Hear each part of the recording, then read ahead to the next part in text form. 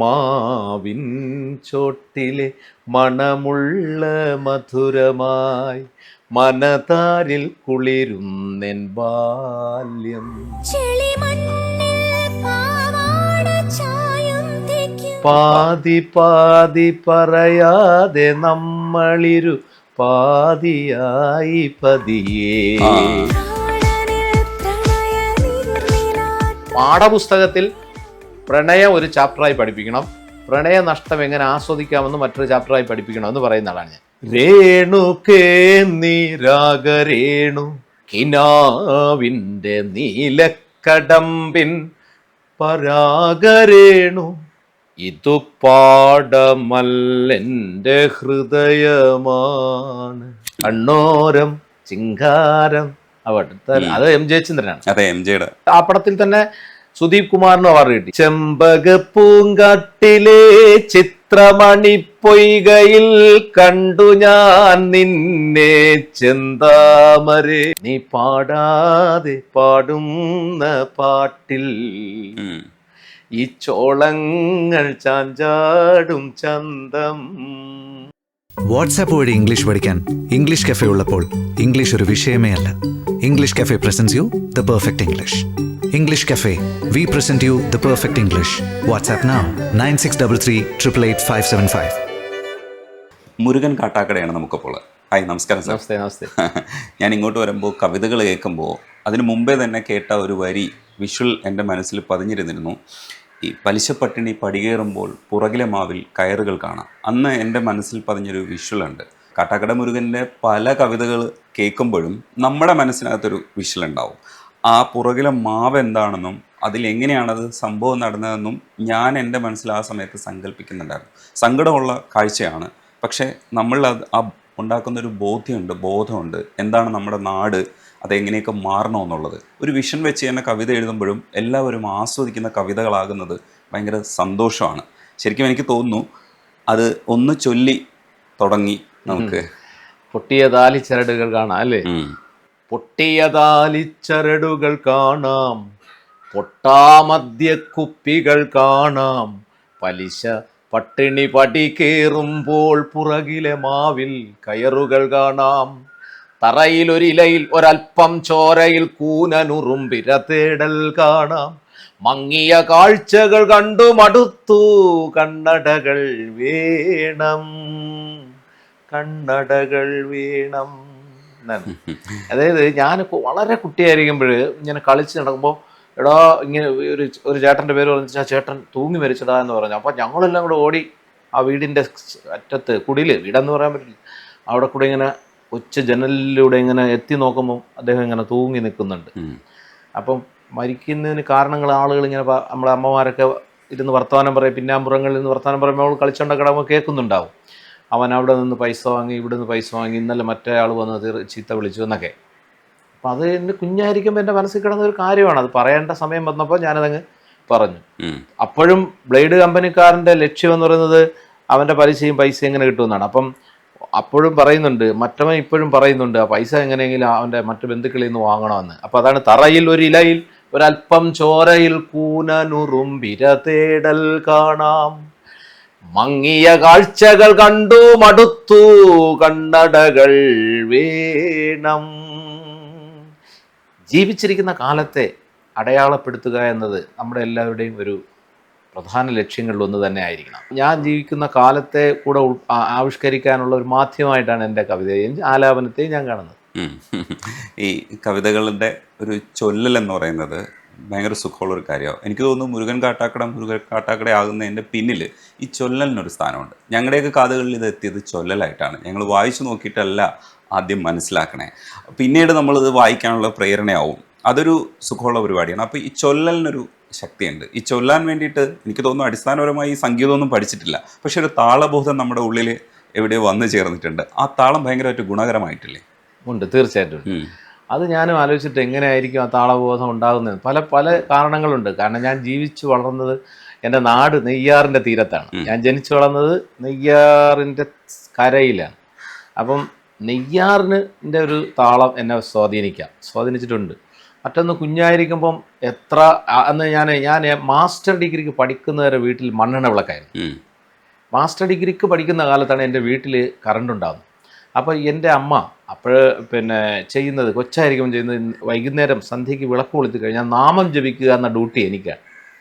അപ്പോൾ അത് എനിക്ക് കിട്ടിയിരിക്കുന്ന ഒരു നിയോഗം പോലെ അമ്മ നിർബന്ധിച്ച് ആദ്യമൊക്കെ, പിന്നെ ഞാൻ എൻ്റെ ഒരു റൊട്ടീനാകുമല്ലോ നമുക്ക്, പിന്നെ എല്ലാ ദിവസവും അപ്പോൾ രാമ എന്ന് എന്ത് ചെയ്യും, നാമം ജപിക്കുമായിരുന്നു. ഒരു പക്ഷേ അമ്മ നൽകിയ ആ ഒരു അറിഞ്ഞോ അറിയാതെ കിട്ടിയ അതും ഇതെൻ്റെ ഒരു താളബോധത്തിനെ സ്വാധീനിച്ചിട്ടുണ്ടാകും. പിന്നെ ഞാൻ ഈ പറയും പോലെ പുസ്തകങ്ങൾ 1-ാം ക്ലാസ്സിൽ നമ്മൾ പഠിച്ചൊരു 4-ാം ക്ലാസ്സിലൊക്കെ എത്തുമ്പം പാഠപുസ്തകങ്ങളിലെ കവിതകൾ നമ്മൾ വല്ലാതെ ആകർഷിച്ചു തുടങ്ങി. കാലലില്ലാത്ത കാലമൊക്കെ അന്ന് കുഞ്ചൻ നമ്പ്യാരുടെ കൃതിയൊക്കെ നമ്മൾ ഇങ്ങനെ അത്ഭുതത്തോടെ ഇങ്ങനെ കേട്ടിരിക്കുകയും അതിങ്ങനെ ഉരുവിട്ട് ചൊല്ലും. ഞാൻ കൊച്ചായിരിക്കുമ്പോൾ എനിക്ക് അറിയാവുന്ന കാലം മുതൽ എനിക്ക് കവിത കിട്ടിക്കഴിഞ്ഞാൽ ഞാനിങ്ങനെ ആലപിക്കും. അങ്ങനെ കിട്ടാവുന്ന എല്ലാ കവിതകളും ചൊല്ലുന്നൊരു രീതി മനസ്സെനിക്ക് പണ്ടേ ഉണ്ടായിരുന്നു. പിന്നെ ഡിഗ്രിക്ക് പഠിക്കുമ്പോൾ എൻ്റെ ആഗ്രഹം മലയാളം പഠിക്കണമെന്നായിരുന്നു. പക്ഷേ എനിക്കന്ന് മലയാളം പഠിക്കാൻ കഴിഞ്ഞ, ഞാൻ പലയിടത്തും പറഞ്ഞിട്ടുള്ളതാണ്, മലയാളം എനിക്ക് അന്ന് പഠിക്കാൻ കഴിയാത്തതിന് കാരണം ഞാൻ എൻ്റെ കാട്ടാക്കടയിൽ അന്ന് 5 കിലോമീറ്റർ അകലെയാണ് ഞാൻ താമസിക്കുന്നത്. അപ്പോൾ ഈ കാട്ടാക്കടയിൽ ക്രിസ്ത്യൻ കോളേജ് ഉണ്ട്, അവിടെ മലയാളം ഐച്ഛികമായി ഇല്ല ഡിഗ്രിക്ക്. തിരുവനന്തപുരം നഗരത്തിൽ യൂണിവേഴ്സിറ്റി കോളേജിലും ആർട്സ് കോളേജിലും ഒക്കെ മലയാളമുണ്ട്. പക്ഷേ എനിക്ക് അവിടെ നിന്ന് ഇവിടെ എത്തി പഠിക്കാനുള്ള ജീവിത സാഹചര്യം ഇല്ല. അതുകൊണ്ട് മാത്രം വേദനയോടെ ഉപേക്ഷിച്ച ഒരു കാര്യമാണ് ഈ വിദ്യാഭ്യാസ കാര്യത്തിൽ മലയാളം ഐച്ഛികമായി പഠിക്കുക എന്നുള്ളത്. അത് കഴിഞ്ഞില്ല. അതുകൊണ്ട് കിട്ടിയ വിഷയം എടുത്ത് പഠിക്കുകയാണ് ചെയ്തത്. പക്ഷേ അപ്പോഴും ഞാൻ സെക്കൻഡ് ലാംഗ്വേജ് മലയാളം പഠിക്കുമ്പോൾ ഞാൻ പരീക്ഷണാർത്ഥം ചെയ്യുന്നത്, എനിക്ക് കിട്ടിയിട്ടുള്ള എല്ലാ പുസ്തകവും ഞാൻ നന്നായി വായിച്ച് മനസ്സിലാക്കി. എല്ലാ കവിതയും അന്ന് പഠിപ്പിക്കാനുണ്ടായിരുന്ന എല്ലാ കവിതയും ഞാൻ കാണാതെ പഠിച്ചു വെച്ചു. പരീക്ഷയ്ക്ക് വേറെ ഒരു തരത്തിലുള്ള ആരുടെയും സഹായം ഇല്ലാതെ ചോദ്യങ്ങൾക്ക് കവിതകൾ എഴുതി തന്നെ അങ്ങനെ നല്ല മാർക്ക് വാങ്ങിയിരുന്നു മലയാളത്തിന്. അപ്പം മലയാളം ഞാൻ പറയുന്നത് ഭാഷയോടും കാവ്യ ആലാപനത്തോടും എനിക്ക് വലിയ ഇതുണ്ടായിരുന്നു. പിന്നെ അതുപോലെ കുഞ്ഞായിരിക്കുമ്പം കൊച്ചു റേഡിയോയിലൂടെ ആകാശവാണി ചെയ്യുന്ന ഒരു കാര്യം ഉണ്ടായിരുന്നല്ലോ, ലളിത സംഗീത പാഠം. എൻ്റെ ആകെ ഉള്ള ശാസ്ത്രീയ സംഗീത ബോധത്തിൻ്റെ കാര്യം അത്. അതുപോലെ ക്ലാസിക്കൽ മ്യൂസിക്, കർണാടക സംഗീത പാഠവുമുണ്ട്. രണ്ടും, കർണാടക സംഗീത പാഠവും ലളിത സംഗീത പാഠവും എനിക്ക് ഗംഭീര ഇഷ്ടമുള്ള കാര്യമാണ്. അപ്പം ഞാൻ കിട്ടുന്ന അവസരമല്ല അത് കേൾക്കുകയും കൂടെ ചൊല്ലുകയൊക്കെ ചെയ്യുമായിരുന്നു. ഇങ്ങനെയുള്ള ഒരു ബാല്യകാല ഒരു ഒരുക്കമാണ് ആ കാര്യത്തിൽ എന്നെ സഹായിച്ചതെന്നാണ് ഞാനിപ്പോൾ വിചാരിക്കുന്നത്. ഈ കവിതയുടെ അവസാനം ഒരാളൊരിക്കൽ കണ്ണട വെച്ചു, അയാൾക്ക് കിട്ടിയത് കല്ലെറിയും കുരിശേറ്റമാണ്. മറ്റൊരാളൊരിക്കൽ പിന്നീട് വെച്ച കണ്ണടയ്ക്ക് കിട്ടിയത് വെടിയുണ്ടയാണ്. അപ്പോൾ അത് ആ വരി ഒന്ന് ചൊല്ലുക. അതായത് ഞാൻ ആ കവിത അവസാനിപ്പിക്കുന്നത്, കൊത്തി ഉടയ്ക്കുക തിമിര കാഴ്ചകൾ, സ്ഫടിക സരിതം പോലെ സുഹൃതം, കാടുകരിച്ച് മറിഞ്ഞൊഴുകുന്നൊരു മാവേലിത്തറ കാണും വരെ. അങ്ങനെ ഒരു മാവേലിത്തറ കാണുന്നത് വരെ ഈ ദുഷിച്ച കാഴ്ചകളെ എങ്ങനെ കൊത്തി ഉടയ്ക്കുക എന്നുള്ളതാണ്. അതാണ് ഒരാൾ ഒരിക്കൽ കണ്ണട വച്ചു കല്ലെറി കുരിശേറ്റം, വേറൊരാൾ ഒരിക്കൽ കണ്ണട വച്ചു ചെകിടടി വെടിയുണ്ട. ഒരാൾ ഒരിക്കൽ കണ്ണട വച്ചു കല്ലെറി കുരിശേറ്റം, വേറൊരാൾ ഒരിക്കൽ കണ്ണട വച്ചു ചെകിടടി വെടിയുണ്ട. അങ്ങനെയാണ് കൊത്തിയുടയ്ക്കുക തിമിരക്കാഴ്ചകൾ. സ്വാഭാവികമാണ്, മനുഷ്യൻ കുറച്ചുകൂടെ കൊള്ളാവുന്ന മനുഷ്യരാകണമെന്ന് നമ്മുടെ ഇടയിൽ നിന്ന് തന്നെ ചില നല്ല മനുഷ്യർ നമ്മുടെ ഇടയ്ക്കിടയ്ക്ക് ഓർമ്മപ്പെടുത്തിക്കൊണ്ടേയിരിക്കും. മാനവ സമൂഹം ഒരു കാലത്തും അവരെ അംഗീകരിക്കുകയോ അവരെ ഉൾക്കൊള്ളുകയോ ചെയ്യാൻ ഇടയായിട്ടില്ലല്ലോ, ഉണ്ടായിട്ടില്ല. സോക്രട്ടീസിൻ്റെ ഒക്കെ അവസ്ഥ നമുക്കറിയാം. അപ്പോൾ സ്വാഭാവികമായും പിന്നെ അവരെ കൊണ്ടാടപ്പെടുകയും അവരെ സ്ഥാപനവൽക്കരിക്കുകയും അവരെ വിഗ്രഹവൽക്കരിക്കുകയൊക്കെ ചെയ്യുകയാണ് നമ്മൾ ചെയ്യുന്നത്. പക്ഷേ അവർ അത്യന്തികമായി അവർ പറയുന്ന വഴികൾ, ഇപ്പം ക്രിസ്തു പറഞ്ഞിരിക്കുന്ന 10 കൽപ്പനകളെ അതുപോലെ നമ്മൾ ജീവിതത്തിൽ പ്രാവർത്തികമാക്കിയ പിന്നെ വേറൊരു സോഷ്യലിസ്റ്റ് ചിന്തയുടെ ആവശ്യം വരുന്നില്ലല്ലോ, അല്ലേ? സ്വന്തം അയൽക്കാരനെ അവനവനെ പോലെ തന്നെ നിന്നെ പോലെ എന്നാണ് അദ്ദേഹം പറയുന്നത്. നിന്റെ അയൽക്കാരനെ സ്നേഹിക്കുക എന്ന് മാത്രമല്ല അദ്ദേഹം പറഞ്ഞത്, നിന്നെ പോലെ നിന്റെ അയൽക്കാരനെ സ്നേഹിക്കുക. അതിനപ്പുറം പിന്നെ ഒരു സോഷ്യലിസം ഉദിക്കുന്നില്ലല്ലോ, അല്ലേ? ഞാനുമില്ല നീയുമില്ല നമ്മളാകണം എന്ന് പറയുന്ന കൺസെപ്റ്റാണത്. അപ്പോൾ തീർച്ചയായും അതും മതിയായിരുന്നു. നമ്മൾ മനുഷ്യരെ ഇല്ലാതാക്കാതെ വേദനിപ്പിക്കാതെ പരസ്പരം സന്തോഷത്തോടെ സ്നേഹം പങ്കുവച്ച് ജീവിക്കാൻ. പക്ഷെ ഒരു കാലത്തും അത് സംഭവിച്ചിട്ടില്ല. അപ്പോൾ അവർക്കൊക്കെ അനുഭവിക്കേണ്ടി വന്നതിൻ്റെ ഒരു ദിശ, ഒരു സൂചനയാണ് ഞാൻ അതിൽ ഇങ്ങനെ കവിതയിലൂടെ പറഞ്ഞു പോകുന്നതെന്നേ ഉള്ളൂ. ഈ കർഷകന്റെ ആത്മഹത്യ മറ്റൊരു കവിതയായിട്ട് തന്നെ വന്നിട്ടുണ്ട്, കർഷകൻ്റെ ആത്മഹത്യാക്കുറിപ്പ്. അതിൻ്റെ തുടക്കം ഒന്ന് ചൊല്ലാവോ? കർഷകൻ്റെ ആത്മഹത്യക്കുറിപ്പ് ഇതുപോലെ തന്നെ ഞാൻ പിന്നെ ഈ പറഞ്ഞ പോലെ വയനാട്ടിൽ തുടർച്ചയായ കർഷക ആത്മഹത്യ നടന്ന ഒരു കാലമുണ്ടായിരുന്നു. ഇപ്പോൾ പിന്നെ കൃഷിയും പോയി, അതുകൊണ്ട് കർഷകരും പോയി, അതുകൊണ്ട് കർഷകരുടെ ആത്മഹത്യയും കുറഞ്ഞിരിക്കുന്നു എന്ന് വേണം പറയാൻ. എല്ലാ കാര്യമൊന്നുമില്ല. കർഷകരുടെ അവസ്ഥ വളരെ ദുരന്ത സമ്പൂർണ്ണം തന്നെയാണ് ഇന്ത്യ മുഴുവനുമുള്ള ഒരു അവസ്ഥ എന്ന് പറയുന്നത്. എങ്കിലും ആ കാലഘട്ടത്ത് കൃഷി ഒരു പ്രൗഢമായ ഒരു ജീവിത ചര്യയായി നിലനിൽക്കുന്ന കാലത്ത് പെട്ടെന്ന് തകർന്നപ്പോൾ, ഈ കമ്പോളം ഇടിച്ചു കയറിയപ്പോൾ ആ ഒരു ട്രാൻസിഷണൽ പീരീഡ് പിടിച്ചു നിൽക്കാൻ പറ്റാതെ പോയ നിഷ്കളങ്കരായ ദുർബലരായ ഒരുപാട് ആളുകൾ പെട്ടെന്ന് മരിക്കുകയാണ്. ഇപ്പോഴും നടക്കുന്നു, വടക്കേ ഇന്ത്യയിലൊക്കെ ധാരാളമായി മരണം ഇപ്പോഴും നടക്കുന്നു ആത്മഹത്യ. അപ്പോൾ അന്ന് ഈ അമ്പലവയൽ എന്ന് പറയുന്ന വയനാട്ടിലെ ഒരു പ്രദേശത്തെ ഒരു ആൾ ആത്മഹത്യ ചെയ്തതിനെ സംബന്ധിച്ച് ഒരു വാർത്ത വായിച്ചു. അപ്പോൾ അദ്ദേഹം ഈ കൃഷി തുടങ്ങി, വീണ്ടും എല്ലാം പരാജയപ്പെട്ടു നിന്നു. പക്ഷേ ആളുകളെല്ലാം കൂടെ പറഞ്ഞ് അദ്ദേഹം ബാങ്കിൽ നിന്നൊരു ലോണൊക്കെ എടുത്ത് മനോഹരമായി കൃഷി തുടങ്ങി. കൃഷി ഗംഭീരമായി വന്ന് എല്ലാ ദിവസവും വയലിൽ തന്നെ. കുറച്ച് ദിവസം കഴിയുമ്പോൾ വീണ്ടും ഈ പ്രകൃതിയുടെ പ്രതികൂല കാലാവസ്ഥ വരികയും പകുതി വിളഞ്ഞിട്ടില്ല, പകുതിയായ ചെടികളെല്ലാം കരിഞ്ഞുപോയി. അപ്പോൾ ഇത് കഴിഞ്ഞപ്പോൾ അദ്ദേഹത്തിൻ്റെ തിരിച്ചടവും മറ്റു കാര്യമെല്ലാം ഇല്ലാതായി. ആ സമയത്ത് ഈ വീട്ടിലേക്ക് അയാൾ വയലിലായിരുന്ന സമയത്ത് വീട്ടിലേക്ക് ജപ്തി നോട്ടീസ് കൊണ്ട് പതിക്കാൻ ആൾ വന്നിരുന്നു. അപ്പോൾ തിരിച്ചദ്ദേഹം ചെല്ലുമ്പോൾ എല്ലാവരും ദുഃഖസമ്പൂർണ്ണമായ അയൽവാസികളൊക്കെ വെറുതെ നോക്കുന്നു. അപ്പം ഭാര്യയോട് ചോദിക്കുമ്പോൾ അവരും ഇങ്ങനെ ഇത് വന്ന് ഒട്ടിച്ചു, അയാൾ കണ്ടു. അന്ന് രാത്രി അയാൾ ആത്മഹത്യ ചെയ്യാൻ തീരുമാനിക്കുകയാണ്. അപ്പോൾ ഞാൻ ആലോചിച്ചു, അടുത്ത ദിവസം രാവിലെ അയാൾ ചെയ്തതെന്ന് പറഞ്ഞാൽ, അയാൾ രാവിലെ എണീറ്റ് മാതാവിൻ്റെ തിരുരൂപത്തിൻ്റെ മുന്നിൽ ഒരു മെഴുകുതിരിയൊക്കെ കൊളുത്തി വെച്ച് അയാൾ പശുവിനെ കറന്ന് പാലൊക്കെ കൊണ്ട് ഭദ്രമായി അടുക്കളയിൽ വെച്ച മോളെയും ഭാര്യയൊക്കെ ഒന്ന് കണ്ട് മെഴുകുതിരിയിൽ വിട്ടത് കണ്ട് എല്ലാം അണച്ചു വെച്ചിട്ട് നേരെ ഈ വയലിൽ ഇറങ്ങിയിട്ട് അവിടെ നശിച്ചു കിടന്ന എല്ലാ കറ്റകളെ എല്ലാം ഒരുമിച്ച് കൂട്ടിയിട്ടിട്ട് അതിലേക്ക് മണ്ണെണ്ണ ഒഴിച്ചിട്ട് അതിൽ ആത്മഹത്യ ചെയ്യുകയാണ് ഉണ്ടായത്. അപ്പം ഞാൻ ആലോചിച്ചു, ആ തലേ ദിവസം രാത്രി അദ്ദേഹം ഉറങ്ങിയിട്ടേ ഉണ്ടാവില്ല, ഈ തീരുമാനം എടുത്തിരിക്കും. അപ്പം അങ്ങനെ ഇരുന്നപ്പോൾ അദ്ദേഹം ഒരു ആത്മഹത്യാക്കുറിപ്പ് എഴുതി വെച്ചാൽ അതെങ്ങനെ ഇരിക്കുമെന്ന ഒരു ചിന്തയിൽ നിന്നാണ് ആ കവിത. ഇതു പാടമല്ലെൻ്റെ ഹൃദയമാണ്, നെൽക്കതിരല്ല കരിയുന്ന മോഹമാണ്, ഇനി എൻ്റെ കരളും പറിച്ചു കൊള്ളുക, പുഴയല്ല കണ്ണീരിനുറവയാണ്, വറ്റി വരളുന്നതുയിരിൻ്റെ യമുനയാണ്, ഇനി എൻ്റെ ശാന്തിയുമെടുത്തു കൊള്ളുക, ഇനി എൻ്റെ ശാന്തിയുമെടുത്തു കൊള്ളുക. ഇത് എത്ര പ്രാവശ്യം കേൾക്കുമ്പോഴും അയാളുടെ അവസ്ഥയുണ്ട്, മാനസികാവസ്ഥയുണ്ട്. ഇനി എൻ്റെ കരളും പകുത്തുകൊള്ളുക എന്ന് പറയുമ്പോൾ അതിൻ്റെ ഒരു ചൊല്ലൽ, ഒരു ശൈലിയും കൂടെ കൊണ്ട് നമ്മുടെ ഉള്ളിലേക്ക് ഇങ്ങനെ കൊണ്ടുവന്ന് ഇടുകയാണ് ചെയ്യുന്നത് ആ വികാരത്തെ. അതൊരു പക്ഷേ ഈ ചൊല്ലലിനെ കുറച്ചുകൂടെ ചില ഭാഗത്തു നിന്നൊക്കെ ഈ ചൊല്ലൽ കവിതകളോടൊരു എതിർപ്പുണ്ട്. അങ്ങനെയല്ല, കവിത അങ്ങനെയല്ല വേണ്ടതെന്നുള്ളൊരു വാദമുണ്ട്. പക്ഷേ നമ്മുടെ ഉള്ളിലേക്ക് ഇങ്ങനെ കൊണ്ടുവരുന്നതല്ലേ ശരിക്കും ആ കലയുടെ ധർമ്മം എന്ന് പറയുന്നത്. തീർച്ചയായിട്ടും അതാണ് ഞാൻ എപ്പോഴും പറയും, ഞാൻ ഈ പുതിയ കുഞ്ഞുങ്ങളോടൊക്കെ പറയും, അതായത് ഇതൊരു നല്ല കലയാണ് ഈ ആലാപനം എന്ന് പറയുന്നത്, പദ്യപാരായണം എന്ന് പറയുന്നത്. പദ്യം എന്ന് പറയുന്നത് ഒരു സാഹിത്യരൂപവും പാരായണം എന്ന് പറയുന്നത് ഒരു കലാരൂപമാണ്. അപ്പോൾ പദ്യം ചൊല്ലുക എന്ന് പറയുന്നത് കലയുടെയും സാഹിത്യത്തിൻ്റെയും ഒരു സമന്വയമാണ്. അതൊരു അനുഭൂതിയാണ്. അത് നമ്മുടെ കുഞ്ഞുങ്ങളിൽ നിലനിർത്തുക തന്നെ വേണം. അതുകൊണ്ട് ആലാപനത്തെ പുച്ഛിക്കുന്നവരുണ്ട്. അതിന് പല കാരണങ്ങളുണ്ട്.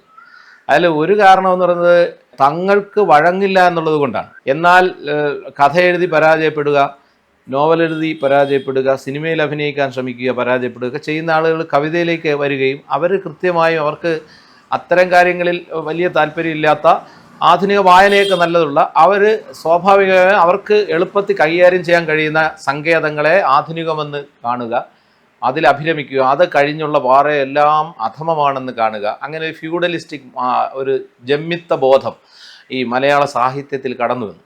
പ്രത്യേകിച്ചും ഈ കാവ്യ സാഹിത്യത്തിൽ അവർക്ക് ആധിപത്യം കിട്ടിയ കാലത്ത് സംഭവിച്ചാണത്. അതുകൊണ്ട് തന്നെ ഒരു പറ്റിയെന്ന് പറഞ്ഞാൽ മലയാളികൾ മലയാള കവിതയിൽ നിന്ന് അകന്നുപോയി. 90കളിൽ ഗ്ലോബലൈസേഷൻ വരികയും ഇംഗ്ലീഷ് മീഡിയം വിദ്യാഭ്യാസം വ്യാപകമാവുകയും പിന്നെ സമ്പദ് വ്യവസ്ഥയും രാജ്യവും ലോകവും എല്ലാം ഗ്ലോബലൈസ്ഡ് ആവുകയൊക്കെ ചെയ്ത കാലത്ത് കുട്ടികൾ ഇംഗ്ലീഷും കെമിസ്ട്രിയും ഫിസിക്സും മാത്രം പഠിക്കുകയും അവരന്തം വിട്ട് വേറെ എന്ത് മലയാള കവിത അവരതിനെക്കുറിച്ച് ചിന്തിക്കാതാവുകയും നമ്മുടെ കവികളെല്ലാം ഗദ്യരൂപത്തിലുള്ള കവിതയാണ് കവിതയെന്ന് അവരാരും തിരിഞ്ഞു നോക്കാതെ പോവുകയും ചെയ്തു. പുസ്തകം നമ്മൾ ആ കാലഘട്ടത്തിലെ ആഴ്ചപ്പതിപ്പുകളൊക്കെ നമ്മൾ കുറേ കാലം കഴിഞ്ഞിട്ട് എടുത്തു നോക്കിയാൽ ഈ കവിത എഴുതിയ ഭാഗം മാത്രം ആരും തുറന്നു നോക്കി നല്ല വെളുകളായിരിക്കും, നല്ല പുത്തനായിരിക്കും. അത് വേണമെങ്കിൽ ആ പുത്തൻ മണം തന്നെ അവിടെ കാണും, ബാക്കിയെല്ലാം മുഷിഞ്ഞിരിക്കും. കാരണം അവിടെ ആരും തൊടാതെയായി.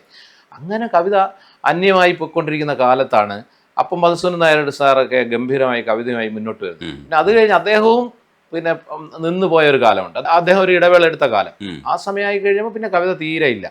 അപ്പോൾ ആ കാലത്താണ് ഈ കന്നഡ പോലുള്ള കവിതകൾ ജനകീയമായി വരുന്നത്. അതിൽ നിന്നൊരു ഗുണമുണ്ടെന്ന് പറഞ്ഞാൽ എനിക്ക് തന്നെ അറിയാം, ഞാൻ അധ്യാപകനായിരുന്നുകൊണ്ട് എനിക്കറിയാം. ഈ കവിതകളൊക്കെ കയറി ഉയർന്നു വന്ന സമയത്ത് ഈ യുവജനോത്സവത്തിലെ പദ്യം ചൊല്ലൽ മത്സരത്തിൻ്റെ പങ്കാളിത്തം ഗംഭീരമായി കൂടി. അപ്പോൾ ഒരു 20 കുട്ടികൾ പങ്കെടുത്തോണ്ടിരുന്നിടത്ത് 80, 90, 100 കുട്ടികൾ പങ്കെടുക്കാൻ തുടങ്ങി. അങ്ങനെ കുട്ടികൾ കവിത ചൊല്ലുക എന്ന് പറയുന്നതിലേക്ക് തിരിച്ചു വന്നു തുടങ്ങി. അതൊക്കെയാണ് ഈ ജനകീയ കവിതകൾ നൽകിയ ഒരു സംഭാവന എന്ന് പറയുന്നത്. അപ്പം അതിനു മുമ്പ് എങ്ങനെയാണെന്ന് കേട്ടാൽ ഈ നമ്മുടെ യുവജനോത്സവത്തിൽ നമ്മുടെ രക്ഷകർത്ത ബോധമുള്ള പണക്കാരായ രക്ഷകർത്താക്കൾ ചെയ്യുന്നതെന്ന് ഒരു അല്പം പ്രതിഭയുള്ള ഒരു കുഞ്ഞിനെ ഇങ്ങനെ അടിച്ച് പഠിപ്പിച്ച് ആദ്യം ക്ലാസിക്കൽ മ്യൂസിക് പഠിപ്പിക്കും, നൃത്തം പഠിപ്പിക്കും, മിമിക്രി പഠിപ്പിക്കും, മോണാക്ട് പഠിപ്പിക്കും, കൂടെ ഒരു പദ്യവും പഠിപ്പിക്കും. എന്ന് പറഞ്ഞാൽ എല്ലാത്തിനും കിട്ടുന്ന പോയിന്റ് ചേർത്താണ് ഈ കുട്ടിക്ക് എന്താവുന്നത്, കലാപ്രതിഭയും തിലകവും ഒക്കെ ആവുന്നത്. എങ്കിലേ അവർക്ക് MBBS അഡ്മിഷൻ കിട്ടും. അപ്പോൾ അങ്ങനെ വരുമ്പോൾ ചെയ്യുന്നത് എന്താണെന്ന് കേട്ടാൽ ക്ലാസിക്കൽ മ്യൂസിക് പഠിപ്പിക്കാൻ വരുന്ന സാറിനെ കൊണ്ട് തന്നെ എന്ത് ചെയ്യും, ഒരു കവിത എടുത്ത് വിടും. അതും ക്ലാസിക്കലായിരിക്കും. അത് കേട്ട് കഴിഞ്ഞാൽ നമുക്കറിയാം. നമ്മൾ പദ്യം പറയണ ശ്രദ്ധിച്ചാൽ മതി. രജനീഷ് ഇനിയും ശ്രദ്ധിച്ചു. ഈ ക്ലാസിക്കലായുള്ള പിന്നെ മറ്റേ ഇപ്പോൾ പറയുന്നില്ലേ സംഗതികളൊക്കെ ഇട്ട് ഇങ്ങനെ ചൊല്ലി ആളുകളെ പേടിപ്പെടുത്തി വലിച്ച് നീട്ടി അക്ഷരങ്ങളെയൊക്കെ എല്ലാ ആവശ്യമില്ലാത്തടത്ത് മുറിച്ച് ക്ലാസിക്കലാക്കി പാടുന്ന കുഞ്ഞുങ്ങൾക്കാണ് ഒന്നാം സ്ഥാനം കിട്ടും. അവിടേക്ക് ഈ സാധാരണ കുട്ടികൾ വെറും കാസറ്റും CD ഒക്കെ കേട്ടിട്ട് പൈസയൊന്നുമില്ലാത്ത പാവപ്പെട്ട മക്കൾ അവരെല്ലാം ഇത് കേട്ട് പഠിച്ചിട്ട് വരാൻ തുടങ്ങി. അപ്പോൾ കവിത കൊച്ചു മക്കളുടെ ഹൃദയത്തിലേക്ക് എത്തുകയും അവരതിനെ അവർക്ക് കിട്ടാവുന്നിടത്ത് ആവിഷ്കരിക്കുന്നതിലേക്ക് കൊണ്ടുവരാനും ഈ ജനകീയ കവിതയ്ക്ക് ഇടയുണ്ടായിട്ടുണ്ട്. അതിലൊരു കടമ എൻ്റെ ഈ കർഷകൻ്റെ ആത്മഹത്യക്കുറിപ്പാകട്ടെ, ഉണരാത്ത പത്മതീർത്ഥങ്ങളാകട്ടെ, ബാഗ്ദാദാകട്ടെ, കന്നഡയാകട്ടെ അത് വഹിച്ചിട്ടുണ്ട് എന്ന ധർമ്മം മാത്രമാണ് ഞാൻ കാണുന്നത് മലയാള എഴുത്തിൽ അല്ലെങ്കിൽ കാവ്യശാഖയിൽ. ഞങ്ങളും ഒക്കെ ചൊല്ലി നടന്നു ഇങ്ങനെ, ഇത് ബാഗ്ദാദാണ് അമ്മ പറഞ്ഞു, അറബിക്കഥയിലെ ബാഗ്ദാദ്. അപ്പൊ നമുക്കില്ലാത്ത ശബ്ദത്തിന്റെ ഗാംഭീര്യമൊക്കെ കൊടുത്തിട്ട് ഞങ്ങൾ ഇതിനെ പൊലിപ്പിക്കാൻ ശ്രമിച്ചിട്ടുണ്ട്. ഇപ്പൊ അതും പ്രശ്നമാണ്. രേണുകയൊക്കെ നമ്മളിങ്ങനെ ഇരുന്ന് കാരണം നമ്മളെ സ്വന്തം പിന്നെ ശബ്ദത്തെ ഞങ്ങൾ ആ കേൾക്കുന്ന ശബ്ദത്തെ അനുകരിക്കണം. അത് അങ്ങനെ വരും. അതൊരു വലിയൊരു പോരായ്മയും കൂടെയാണ്. അവരവരുടെ കോൺട്രിബ്യൂഷൻ കൂടെ ഇട്ട് കവിത ചൊല്ലാൻ കഴിയണം. അപ്പൊ അതാണ്. അപ്പം നമ്മളിപ്പോ യേശുദാസ് പാടിയ പാട്ട് വേറെ ചില ആളുകൾ അദ്ദേഹം പാടും പോലെ അനുകരിക്കുന്നവരെക്കാൾ കൂടുതൽ അദ്ദേഹം പാടും പോലെ അല്ലാതെ സ്വന്തം ശബ്ദത്തിൽ ഗംഭീരമായി പാടുന്നവരെ നമ്മൾ കൊണ്ടാടുന്നില്ലേ. അവരവരുടേതായ കോൺട്രിബ്യൂഷൻ അവരുടെ ശബ്ദത്തിൽ ചെയ്യുന്നു. അവരുടേതായ ഏറ്റക്കുറച്ചിലും ഭാവമൊക്കെ ഉണ്ട്. പുതിയ പിള്ളേർ പ്രത്യേകിച്ച് അവരിപ്പം പുതിയ സാധനം പഴയ പാട്ടുകളെടുത്ത് പുതിയ ഗംഭീരമായ വെർഷൻസ് അവരിറക്കുന്നില്ലേ. അത് നമ്മളെല്ലാവരും അതിനെ ആസ്വദിക്കും. അതുപോലെ അവരവരുടെ കോൺട്രിബ്യൂഷൻ കൂടെ ഉണ്ടാവണം ഏത് കാര്യത്തിലും. അത്രേ ഉള്ളൂ. ഇനി വരേണ്ടത് പ്രണയനഷ്ടത്തിലേക്കാണ്. പ്രണയനഷ്ടത്തിന് ഏത് കാലഘട്ടത്തിലും ഡിമാൻഡ് ഉണ്ട്. കാരണം ബ്രേക്കപ്പ് എന്ന് പറയുന്നത് എനിക്ക് തോന്നുന്നു സമൂഹത്തിൻ്റെ മുന്നോട്ട് പോകിന് ആവശ്യമുള്ളൊരു കാര്യമാണ് ബ്രേക്കപ്പ്. ഇത് നിരന്തരമായി ഇങ്ങനെ സംഭവിച്ചാലേ ആൾക്കാരൊക്കെ പഠിക്കുള്ളൂ എന്നാണ് എൻ്റെയൊക്കെ പക്ഷം. രേണുക അതേപോലെ കുറച്ചുകൂടെ താത്വികമാണെങ്കിലും രേണുക നമുക്ക് അത്തരത്തിലുള്ളൊരു ആശ്വാസവും കൂടെ നൽകുന്നുണ്ട്. നമ്മുടെ ഈ പറയുന്ന ബ്രേക്കപ്പ് സംഭവിച്ച എല്ലാവർക്കും ഇത്തരം പാട്ടുകളൊക്കെ എടുത്ത് കേൾക്കുമ്പോൾ കിട്ടുന്ന ഒരു സുഖമാണ്. അത് എന്താണെന്ന് ഒരുപാട് പേര് പഠിക്കാൻ ശ്രമിക്കുന്ന ഒരു പരിപാടിയാണ്. ചിലപ്പം സ്വന്തം അനുഭവങ്ങളിലൂടെയോ ഇല്ലെങ്കിൽ അങ്ങനെ സ്വസ്ഥമായി ഇരിക്കാൻ കഴിയുന്ന ഒരു അവസ്ഥകളിലൂടെയൊക്കെ അവർക്ക് പോകാൻ കഴിയുന്നതുകൊണ്ടായിരിക്കും അത് കൂടുതൽ ആസ്വദിക്കപ്പെടുന്നത്. രേണുക ചൊല്ലിയിട്ട് നമുക്ക് അതിനെക്കുറിച്ച് പറയാം. രേണുക എൻ്റെ കവിതകളിൽ താരതമ്യേന കൂടുതൽ ആളുകളുടെ ഹൃദയത്തിൽ എത്തുന്ന അതിന് കാരണം ഇത്രയേ ഉള്ളൂ. അവനവൻ്റെ ഹൃദയത്തിലുള്ള ഒരു കാര്യത്തെ വേറൊരു അർത്ഥത്തിൽ ആവിഷ്കരിച്ചിരിക്കുമ്പോൾ ഇതെൻ്റേതാണെന്നൊരു തോന്നലുണ്ടാകുമ്പോഴാണ് ഇങ്ങനെയുള്ള കാര്യങ്ങൾ നമ്മുടേതും കൂടെ ആയി മാറുന്നത്. അപ്പോൾ രേണുക എന്ന കവിതയെ സ്വന്തം കവിത ആയി കാണുകയാണ് എല്ലാവരും കൂട്ടുകാരൊക്കെ. അപ്പോൾ അതിനകത്ത് ഏതോ ഒരു വാക്കോ ഒരു വരിയോ തൻ്റേത് കൂടെയാണ്. അതുകൊണ്ടാണ്. അപ്പോൾ ഇതിനകത്ത് ഞാൻ ഈ നഷ്ടപ്രണയ ബോധങ്ങളിലെ ഒരു ഒരു ഒരു ഒരു കൺസോളിഡേഷനാണ് ആ കവിതയിലൂടെ ചെയ്തിരിക്കുന്നത്. എനിക്ക് നാലാളും നമുക്ക് എല്ലാവർക്കും ഉള്ളതുപോലെ നഷ്ടപ്പെട്ട ഒരുപാട് പ്രണയബോധങ്ങളുണ്ടല്ലോ. ഓക്കെ, അത് വന്ന് അങ്ങനെയും പറയാം. പല ആളുകളുടെയും ജീവിതത്തിൽ നിന്ന് ചീന്തിയെടുത്തതാണെന്നും പറയാം. നമുക്കറിയാവുന്നതും ഒക്കെ ആയിട്ടുള്ള. അപ്പൊ പിരിയുന്നു രേണുകയെ നാം രണ്ടു പുഴകളായി ഒഴുകി അകലുന്നു നാം പ്രണയശൂന്യം എന്ന്. ജലമുറഞ്ഞൊരു ദീർഘശില പോലെ നീ വറ്റി വറുതിയായി ജീർണമായി മൃതമായി ഞാൻ ഓർമ്മിക്കുവാൻ ഞാൻ നിനക്ക് എന്ത് നൽകണം? ഓർമ്മിക്കണമെന്ന വാക്കുമാത്രം. എന്നെങ്കിലും വീണ്ടും എവിടെ വച്ചെങ്കിലും കണ്ടുമുട്ടാം എന്ന വാക്കുമാത്രം. അതാണ്. അല്ലാതെ നമ്മളല്ലാതെ ഇന്ന് കാണുന്ന പോലെ ഇങ്ങനെ ഒരു വാക്ക് പറഞ്ഞ് പിരിയാനുള്ള ആരോഗ്യം നമ്മുടെ മക്കൾക്ക് ഉണ്ടാവണം. അല്ലാതെ പിരിയുന്ന സമയത്ത് പെട്രോൾ ഒഴിച്ച് കൊല്ലുന്ന അവസ്ഥയിലേക്ക് നമ്മുടെ മക്കൾ മാനസിക ആരോഗ്യമില്ലാത്തവരായി മാറാൻ പാടില്ല. ഒരു വേർപെടൽ ഉണ്ടായിക്കഴിഞ്ഞാൽ ഓർമ്മിക്കുവാൻ ഞാൻ നിനക്ക് എന്ത് നൽകണം? ഓർമ്മിക്കണമെന്ന വാക്ക് മാത്രമെന്ന് പരസ്പരം പറഞ്ഞ് പിരിയാനുള്ള പ്രണയ ആരോഗ്യം. ഞാൻ പുതിയതായിട്ട് കോൺ ചെയ്യുന്നൊരു വാക്ക്, പ്രണയ ആരോഗ്യം നമ്മുടെ മക്കൾക്ക് ഉണ്ടാകണം. വേണ്ടേ? അതില്ലാത്തതുകൊണ്ടാണ് നമ്മൾ കാണുന്നത് എന്തെല്ലാം. ഇന്ന് ഈ അടുത്ത കാലത്ത് തന്നെ കണ്ടില്ലേ, നമ്മൾ ഈ നമ്മുടെ തിരുവനന്തപുരത്ത് വെഞ്ഞാറമൂട്ടിൽ തന്നെ കുട്ടിയെ, ഒരു നിഷ്കളങ്കയായ മോളെയും കൂടെ കൊലപാതകത്തിന് കൊണ്ടുവരുന്നു പ്രണയത്തിൻ്റെ പേരിൽ. അപ്പോൾ ഇതെല്ലാം തന്നെ പ്രണയത്തിൻ്റെ കുറ്റമോ പ്രണയ നഷ്ടത്തിൻ്റെ കുറ്റമോ അല്ല, പ്രണയിക്കുന്നവന് പ്രണയാരോഗ്യം ഇല്ലാത്തതുകൊണ്ടാണ്. അതുകൊണ്ട് പ്രണയ നഷ്ടത്തെ ആസ്വദിക്കാൻ നമ്മുടെ കുഞ്ഞുങ്ങളെ പഠിപ്പിക്കണമെന്ന് ആഗ്രഹിക്കുന്ന ആളാണ് ഞാൻ. അതുകൊണ്ട് പാഠപുസ്തകത്തിൽ പ്രണയം ഒരു ചാപ്റ്ററായി പഠിപ്പിക്കണം, പ്രണയ നഷ്ടം എങ്ങനെ ആസ്വദിക്കാമെന്ന് മറ്റൊരു ചാപ്റ്ററായി പഠിപ്പിക്കണമെന്ന് പറയുന്ന ആളാണ് ഞാൻ. രേണുകേ നീരാഗരേണു കിനാവിൻ്റെ നീലക്കടമ്പിൻ പരാഗരേണു പിരിയുമ്പോഴേ തോന്നനഞ്ഞ് കൊമ്പിൽ നിന്നു നിലത്തെറ്റി വീണ് രണ്ടിലകൾ നമ്മൾ. രേണുകേ നാം രണ്ടു മേഘശകലങ്ങളായി അകലേക്കു മറയുന്ന ഘനഭംഗികൾ, മഴവില്ലു താഴെ വീണുടയുന്ന മാനത്ത് വിരഹമേഘ ശ്യാമഘനഭംഗികൾ. പിരിയുന്നു രേണുകേ നാം രണ്ടു പുഴകളായി ഒഴുകിയ കലുന്നു നാം പ്രണയശൂന്യം. ജലമുറഞ്ഞൊരു ദീർഘശില പോലെ നീ വറ്റി വറുതിയായി ജീർണമായി മൃതമായി ഞാൻ ഓർമ്മിക്കുവാൻ ഞാൻ നിനക്കെന്തു നൽകണം? ഓർമ്മിക്കണം എന്ന വാക്കുമാത്രം. പിരിയുന്നു രേണുകേ നാം രണ്ടു പുഴകളായി ഒഴുകിയ കലുന്നു നാം പ്രണയശൂന്യം.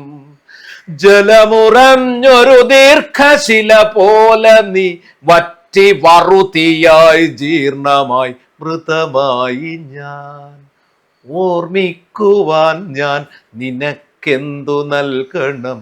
ഓർമ്മിക്കണം എന്ന വാക്കുമാത്രം. ഓർമ്മിക്കുവാൻ ഞാൻ നിനക്കെന്തു നൽകണം? ഓർമ്മിക്കണം എന്ന വാക്കുമാത്രം.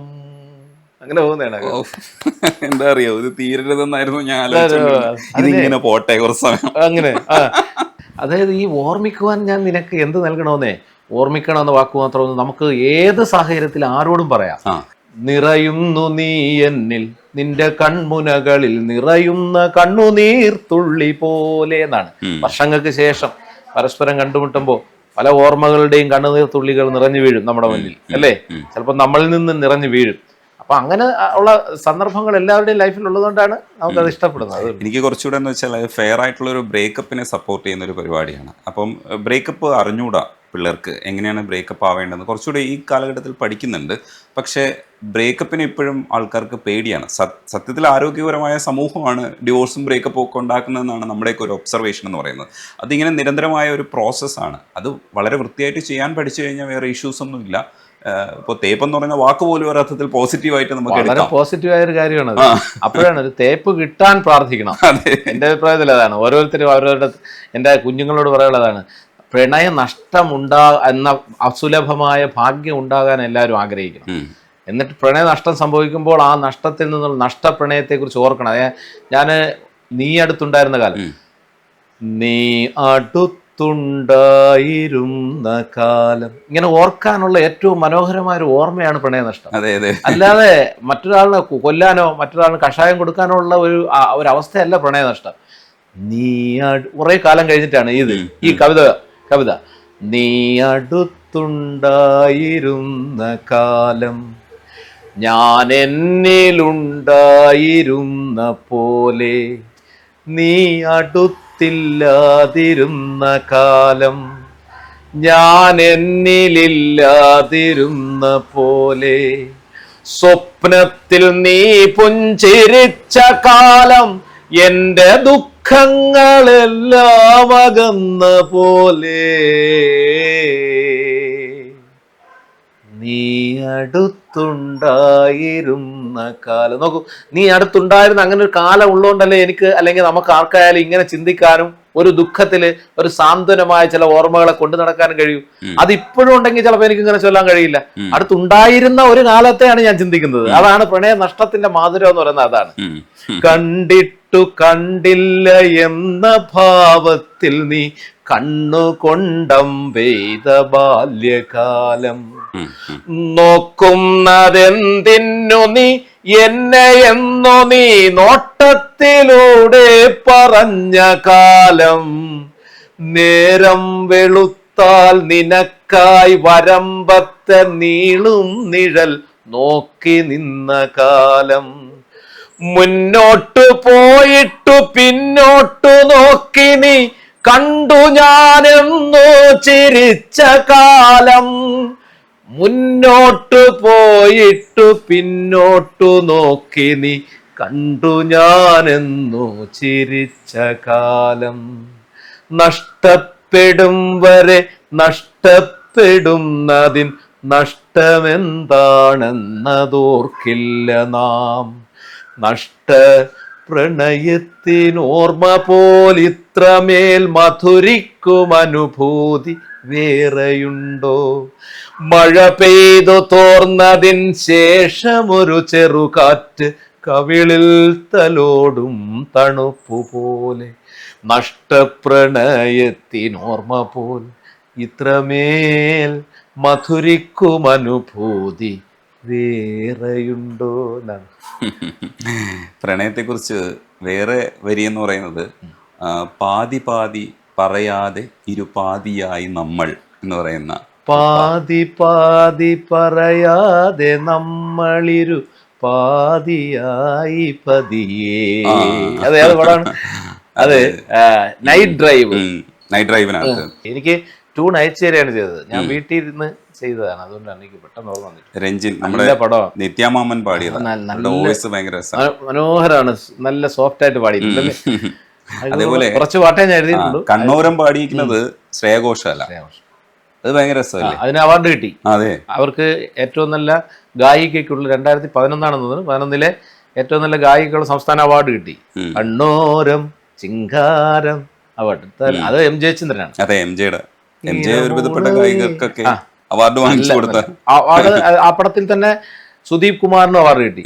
ചെമ്പക പൂങ്കാട്ടിലെ ചിത്രമണി പൊയ്കയിൽ കണ്ടു ഞാൻ നിന്നെ ചെന്താമരേ, എന്റെ കരൾ കുമ്പിളിൻ ചാറ്റുമഴച്ചോലയിൽ വന്നു പൂത്തുലഞ്ഞിടുമോ ചൊല്ലാതിരേ ചെന്താമരേ, ചെമ്പക പൂങ്കാട്ടിലെ ചിത്രമണി പൊയ്കയിൽ കണ്ടു ഞാൻ നിന്നെ ചെന്താമരേ എന്ന് പറയുന്ന പാട്ടാണ്. പിന്നെ ദാസേട്ടൻ മലയാള സിനിമയിൽ 50 വർഷം പൂർത്തിയാക്കിക്കൊണ്ട് പാടിയ പാട്ട് മല്ലു സിംഗിലെ എന്റെ ഗാനത്തിന്റെ 4 വരികളാണ്. മല്ലു സിംഗ് എന്ന സിനിമയിൽ അപ്പോഴായിരുന്നു അദ്ദേഹം 50 വർഷം പൂർത്തിയാക്കിയത്.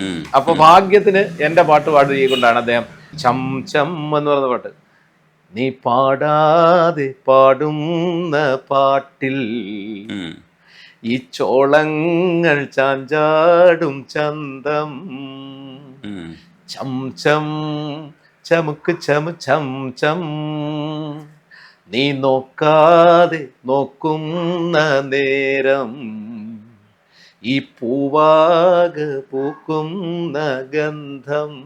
ഈ പാട്ടിന്റെ 4 വരി ശ്രേയാ ഘോഷലാണ് ഈ പാട്ട് പാടിക്കുന്നത്. പക്ഷെ അവസാനത്തെ 4 വരി ഇതിനു വേണ്ടി മാത്രം 50 വർഷം പൂർത്തിയാകുന്നത് കൊണ്ട് മാത്രം അദ്ദേഹം ആലോചിച്ചുകൊണ്ടാണ്. അങ്ങനെ കയ്യൊപ്പുള്ള കുറെ പാട്ടുകൾ ചെയ്യാൻ കഴിഞ്ഞു എന്നുള്ളതാണ്. പിന്നെ MG ശ്രീകുമാരേട്ടൻ സ്വതന്ത്ര സംഗീത സംവിധായകനാകിയ പടം ഒരു നാൾ വരുമെന്ന സിനിമ, അതിലെ പാട്ടുകൾ എഴുതാൻ അവസരം കിട്ടി. അതിനകത്താണ് മാവിൻ ചോട്ടിലെ മണമുള്ള മധുരമായി മനതാരിൽ കുളിരുന്നെൻ ബാല്യം, ആരോ നീട്ടിയ മഷിത്തണ്ടിൻ കുളിരുള്ള തളിരോർമയാണെൻ്റെ ബാല്യം, ചെളിമണ്ണിൽ പാവാട ചായം തേക്കും അതു കാണേ കളിയാക്കുമിളനാമ്പുകൾ, കളിയാടുന്ന പാടത്തെ കതിരോർമ്മ ബാല്യം, മാവിൻ ചോട്ടിലെ മണമുള്ള മധുരമായി മനതാരിൽ കുളിരുന്നെൻ ബാല്യം. പാട്ട്, ആ പാട്ടൊക്കെ എഴുതുമ്പോൾ സത്യത്തിൽ ഞാൻ എൻ്റെ ബാല്യത്തെ കാര്യങ്ങൾ ഓർക്കാൻ കഴിഞ്ഞുണ്ട്. പുതിയ മക്കൾക്ക് പക്ഷെ ആ അർത്ഥത്തിൽ അങ്ങനെ നൈർമല്യമുള്ള വരികൾ എഴുതാൻ ഇനി കഴിയുമെന്ന് തോന്നുന്നില്ല. കാരണം അങ്ങനെ കുളിരുന്നില്ല അവരുടെ ബാല്യം. അവരെ 4 മണിക്ക് വിളിച്ചുണർത്തുന്നു, അവരെ പഠിക്കാനിരുത്തുന്നു, 6 മണി വരെ പഠിക്കുന്നു, കുളിപ്പിക്കുന്നു, ആഹാരം കൊടുക്കുന്നു, ട്യൂഷൻ അധ്യാപകം വരുന്നു, 7 മണി കഴിയുമ്പോൾ റെഡിയാക്കുന്നു, യൂണിഫോം ഇടുന്നു, ബാഗ് എടുക്കുന്നു, വണ്ടി വരുന്നു, കയറ്റുന്നു, 4 മണിയാകുമ്പോൾ തിരിച്ചു വരുന്നു, യൂണിഫോം മാറുന്നു, ട്യൂഷൻ അയക്കുന്നു, തിരിച്ചു വരുന്നു, ആഹാരം കൊടുക്കുന്നു, പഠിക്കാനിരുത്തുന്നു, പഠിക്കുന്നു, 10:30 മണി വരെ പഠിക്കുന്നു, കിടത്തി ഉറക്കുന്നു, 4 മണിക്ക് എണീക്കുന്നു. ബാല്യം കുളിരുന്നില്ല അവർക്ക്. അവർക്ക് ബാല്യം കുളിരാത്തതുകൊണ്ടാണ് നമുക്ക് നമ്മുടെ വാർദ്ധക്യം കുളിരാത്തത്. കാരണം നമ്മൾ അവർക്ക് അവരുടെ ബാല്യം കൊടുക്കാത്തതുകൊണ്ട് അവർ നമുക്ക് എന്ത് തരില്ല, നമ്മുടെ വാർദ്ധക്യം തരില്ല. കാരണം അവരുടെ ബാല്യം മുഴുവൻ നമ്മളിങ്ങനെ ഇടിച്ച് പിഴിയുമ്പോൾ അവസാനം ഒരു 30 വയസ്സൊക്കെ ആകുമ്പോഴായിരിക്കും അവരൊന്നും നിവർന്ന്, അപ്പോഴത്തേക്കും നമ്മൾ വാർദ്ധക്യം. പിന്നെ നമ്മളെ നോക്കിക്കൊണ്ട് നടന്നാൽ പോരെ അവർ പിന്നെയാണ് ജീവിക്കുന്നത്. ആ സമയത്താണ് വൃദ്ധസദനങ്ങളുടെ എണ്ണം കൂടുന്നു എന്ന് പറഞ്ഞ് നമ്മൾ പരിതപിക്കുമ്പോൾ, നമ്മുടെ മക്കൾ നമ്മളെ വൃദ്ധസദനത്തിലാക്കി എന്ന് നമ്മൾ വേദനിക്കുമ്പോൾ നമ്മൾ ഓർക്കേണ്ടത് അവൻ്റെ ബാല്യം അല്ലെങ്കിൽ അവളുടെ ബാല്യം നമ്മൾ കൊടുത്തിട്ടുണ്ടോ എന്നുള്ളതാണ്.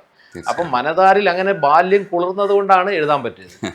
ആരോ നീട്ടിയ മഷിത്തണ്ട്, പണ്ട് നമ്മളെ സ്ലേറ്റ് അല്ലേ, സ്ലേറ്റ് മായ്ക്ക മഷിത്തണ്ട്, കൂട്ടുകാരികൾ നീട്ടിയ മഷിത്തണ്ട് നമ്മുടെ മനസ്സിലുള്ളതുകൊണ്ടാണ്.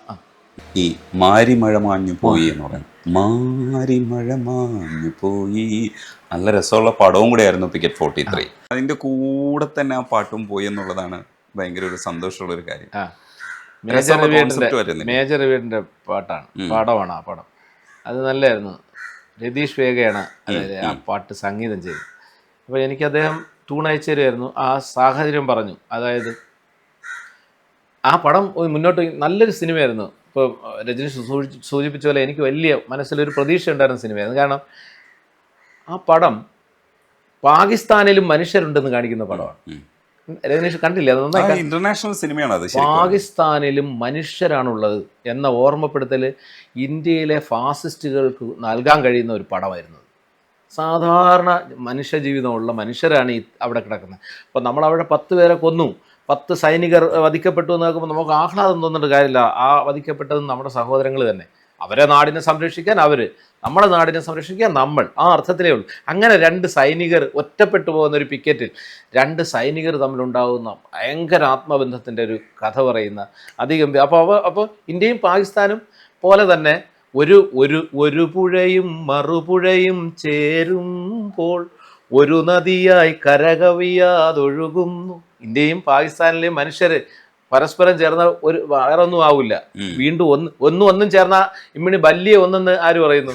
പക്ഷെ അതേപോലെയാണ് ഒരു നദിയും വേറൊരു നദിയും ചേർന്നാൽ വേറൊരു വലിയ മഹാനദി ഉണ്ടാവുകയുള്ളൂ. വേറെ അല്ലേ, ഒരു വലിയ ഒന്നുണ്ടാവുകയുള്ളൂ. അതാണത്, ഒരു പുഴയും മറുപുഴ. അതിനകത്ത് പ്രണയവും ഉണ്ട്. ഇയാൾ വീട്ടിലെ ഗർഭിണിയായ ഭാര്യയെക്കുറിച്ച് ഓർക്കുകയാണ്. അവർ 2 പേരും രണ്ട് സാഹചര്യത്തിൽ ഞങ്ങളുടെ കുടുംബത്തിൽ ഇപ്പം എന്താണ് സംഭവിക്കുന്നത് ഇങ്ങനെ ആ ഏകാന്തമായി ഒറ്റയ്ക്ക് രാത്രി കിടക്കുമ്പോൾ 2 സൈനികർ 2 ടെറൈനിൽ ആലോചിക്കുന്നതായിട്ടാണ് പടം. അതാണ് മാരി മഴ മാഞ്ഞു പോയി, കാറ്റിലില വീണു പോയി, ഒരു പുഴയും മറുപുഴയും ചേരുമ്പോൾ ഒരു നദിയായി കരകവിയാതൊഴുകുന്നു, ഓരോ ഹൃദയങ്ങൾ തോറും തോരാ മഴയായി സ്നേഹം പിന്നെയും പിന്നെയും പെയ്യുന്നു വെറുതെ എന്നാണ്. അപ്പോൾ അതെനിക്ക് നല്ല സന്തോഷത്തോടെ എഴുതിയൊരു പാട്ടായിരുന്നു. പക്ഷേ ആ പടം അങ്ങനെ ശ്രദ്ധിക്കപ്പെടാതെ പോയതുകൊണ്ടായിരിക്കാം പാട്ട് ഉദ്ദേശിക്കുന്ന രീതിയിൽ സമൂഹത്തിൽ എത്തിയില്ലെന്ന് തോന്നുന്നു. താന തനനാന എന്നെനിക്ക് രതീഷ് എനിക്ക് അയച്ചു തരികയായിരുന്നു, അതിൽ എഴുതിയതാണ്. സന്തോഷം അങ്ങനെ ചില പാട്ടുകൾ എഴുതാൻ കഴിഞ്ഞു എന്നുള്ളതാണ്. അതേപോലെ യുദ്ധത്തിനെതിരെ എഴുതിയതാണ് ബാഗ്ദാദ്. ഇത് ബാഗ്ദാദാണെന്ന് അമ്മ പറഞ്ഞു. ഇത്രയേ ഉള്ളൂ. മനുഷ്യർ തമ്മിൽ ആത്യന്തികമായി ഇപ്പം സംഭവിച്ചുകൊണ്ടിരിക്കുന്നതൊക്കെ നമ്മൾ ആലോചിക്കുമ്പോഴേ മനുഷ്യർ കൂടുതൽ മനുഷ്യരായി മാറേണ്ടതായിരുന്നു സത്യത്തിൽ. പക്ഷേ അങ്ങോട്ട് അപ്പം മനുഷ്യൻ കൂടുതൽ മനുഷ്യരാകും തോറും യുദ്ധത്തോടുള്ള കൊതി കുറഞ്ഞു വരും. എങ്ങനെയാണ് മനുഷ്യൻ്റെ ഇൻഡിക്കേറ്ററിനെ നമ്മൾ കാണേണ്ടതെന്ന് കേട്ടാൽ കൂടുതൽ നമ്മൾ ഹ്യൂമൻ ബീയിങ് ആകുന്നുണ്ടോ എന്നറിയാൻ നമ്മൾ എടുക്കേണ്ട ഇൻഡിക്കേറ്ററുകളൊന്നും നമുക്ക് യുദ്ധം പോലുള്ള അക്രമത്തിനോട് നമുക്കുണ്ടാകുന്ന വിരക്തിയാണ്. അപ്പോൾ ഒരു സമൂഹം അല്ലെങ്കിൽ മനുഷ്യ സമൂഹം വളരും തോറും യുദ്ധത്തോടും ആക്രമണത്തോടുള്ള വിരക്തി കൂടിക്കൂടി വരേണ്ടതാണ്. പക്ഷേ ഇപ്പോൾ സംഭവിക്കുന്നത് നേരെ തിരിച്ചാണ്. വളർച്ചയുണ്ട് എന്ന് പറയുന്നതിൻ്റെ അർത്ഥമില്ലായ്മയാണ് യുദ്ധക്കൊതി കാണിക്കുന്നത്. എല്ലായിടത്തും നമ്മൾ ആലോചിച്ച് നോക്കും, എത്ര നികൃഷ്ടമായി ഈ പാലസ്തീനിലൊക്കെ മക്കൾ അനുഭവിക്കുന്ന വേദനയൊക്കെ കണ്ട് നമുക്ക് എങ്ങനെ ആഹ്ലാദിക്കാൻ കഴിയുന്നു, നമുക്ക് എങ്ങനെ ജീവിച്ചിരിക്കാൻ കഴിയുന്നു പോലും നമുക്ക് തോന്നാറുണ്ട്. അപ്പം ആ കാലത്ത് ഇറാഖിലെ കുട്ടികൾ ഈ ചാനൽ വാർത്തകളൊക്കെ കാണുമ്പോൾ ഞാൻ ഒരിക്കൽ നോക്കുമ്പോൾ കാണാം കുറേ കറുത്ത തുണിക്കെട്ടുകൾ ഇങ്ങനെ കിടക്കും.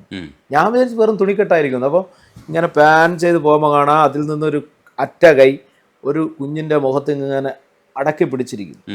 അത് കിടക്കുന്നതെല്ലാം ഈ ഉമ്മമാരാണ്. അവർ മൊത്തത്തിൽ വസ്ത്രധാരണം അങ്ങനെ ആയതുകൊണ്ട് അത് തുണിക്കെട്ടാണെന്ന് എനിക്ക് തോന്നിപ്പോയതാണ്. അപ്പോൾ ഈ ഒരു ദുരന്തം ഒരു കാലത്ത് നമുക്ക് മനുഷ്യന് മാറ്റിയെടുക്കാൻ കഴിയുന്നില്ല എന്ന് പറഞ്ഞാൽ അർത്ഥം നമ്മൾ അപരിഷ്കൃതരായിക്കൊണ്ടേയിരിക്കുന്നു. മണൽ കരിഞ്ഞു പറക്കും, യന്ത്രക്കാക്ക മലർന്നു പറക്കുന്നു, താഴെ തൊടിയിൽ തല കീറിച്ചുടു ചോരയൊലിക്കും ബാല്യങ്ങൾ. ഇത് ബാഗ്ദാദാണ് അമ്മ പറഞ്ഞോരറബിക്കഥയിലെ ബാഗ്ദാദ്. ഇത് ബാഗ്ദാദാണ് അമ്മ പറഞ്ഞോരറബിക്കഥയിലെ ബാഗ്ദാദ്. അതിനകത്ത് ഇരുപാർശ്വങ്ങൾ മുറിഞ്ഞ കുരിശായി ഒരു ബാല്യം, നിറ കണ്ണു തുടയ്ക്കാൻ വരമായി ഒരു കൈ. 2 കൈയും പോയവൻ്റെ പ്രാർത്ഥന മുഴുവൻ ഒരു കൈ വേണമെന്നായിരിക്കും. ഇരുപാർശ്വങ്ങൾ മുറിഞ്ഞ കുരിശായി ഒരു ബാല്യം, നിറ കണ്ണു തുടയ്ക്കാൻ വരമായൊരു കൈ, പ്രാർത്ഥനയേറ്റി മയങ്ങും നാതുരശയ്യയിലാർദ്രം എന്നാണ്. അപ്പം അങ്ങനെ ഏറ്റവും ആത്യന്തികമായി ഞാൻ പറയാറുണ്ട്, എല്ലാ വെടിയുണ്ടയും വാൾമുന തുമ്പും അന്ത്യമായി ചെന്നുകൊള്ളുന്നത് എപ്പോഴും അമ്മമാരുടെ ഗർഭപാത്രത്തിലാണ്. ആര് മരിക്കുമ്പോഴും നമ്മൾ മനസ്സിലാക്കേണ്ടത് ആ മരണം ചെന്ന് തറയ്ക്കുന്ന ഒരു അമ്മയുടെ ഗർഭപാത്രത്തിലാണ് എന്നുള്ളതാണ്. അത് തിരിച്ചറിയപ്പെടാത്തിടത്തോളം കാലം നമ്മുടെ ഭൂമി, നമ്മുടെ നന്മകൾ, നമ്മുടെ ഈ മങ്ങിയ കാഴ്ചകൾ അങ്ങനെ തന്നെ മുന്നോട്ട് പോകും. സൗജന്യ ഭക്ഷണം 7ാം ക്ലാസ് തീർന്നു പോയപ്പോൾ ഞാൻ അനുഭവിച്ച വലിയൊരു പ്രതിസന്ധിയുണ്ട്. ഞാനൊന്നും കഴിക്കുന്നില്ല എന്ന കാര്യം ഒരു ആളും അറിയാൻ പാടില്ല എന്നൊരു, നമ്മൾ കുട്ടിയായിരിക്കും അങ്ങനെയൊക്കെ ഉണ്ടല്ലോ. 5ാം ക്ലാസ്സിലെ 1ാം ബെഞ്ചിന്റെ അറ്റത്തിരിക്കും പൊതിച്ചോറിനെ, ആ പൊതിച്ചോറിനെ ആർത്തിയാൽ നോക്കുന്നൊരോട്ട ഉടുപ്പുള്ള കാക്കക്കറുമ്പനെ. വാട്സാപ്പ് വഴി ഇംഗ്ലീഷ് പഠിക്കാൻ ഇംഗ്ലീഷ് കഫേ ഉള്ളപ്പോൾ ഇംഗ്ലീഷ് ഒരു വിഷയമേ അല്ല. English cafe presents you the perfect English. English cafe, we present you the perfect English. WhatsApp now 9633 888 575.